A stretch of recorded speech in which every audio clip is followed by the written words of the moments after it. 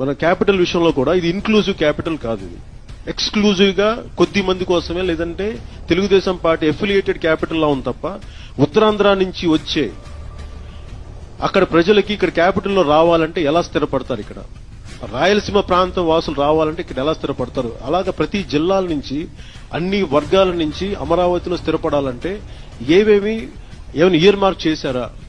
ఇన్ని 33,000 ఎకరాలు పెట్టారు. ఈ 33,000 ఎకరాల్లో 2,000-3,000 ఎకరాలు ఒక్కొక్క ప్రాంతానికి కానీ ఒక్కొక్క జిల్లాకి కానీ ఇంత ఇయర్ మార్క్ చేశాం. అక్కడ ఛాంబర్ ఆఫ్ కామర్స్ కి బిజినెస్లు పెట్టుకోవాలంటే ఇలాంటివన్నీ చేసి అసలు ఇలాంటి ఇన్క్లూజివ్ క్యాపిటల్ కాదు. ఇలాగా ప్రతి అంశంలోనూ తెలుగుదేశం పార్టీ చాలా బలమైన వైఫల్యాన్ని చూపిస్తా వచ్చింది. ప్రతిసారి మీరు జై అమరావతి అన్నప్పుడల్లా ఒకటి గుర్తుపెట్టుకుని, మీరు ఆంధ్ర కోసం మీరు 5 కోట్ల మంది ప్రజల కోసం మీరు ఈ రోజున రాజధాని ఇచ్చారు. జై అమరావతితో పాటు జై ఆంధ్ర నినాదాన్ని కూడా మీరు తీసుకెళ్లాల్సిన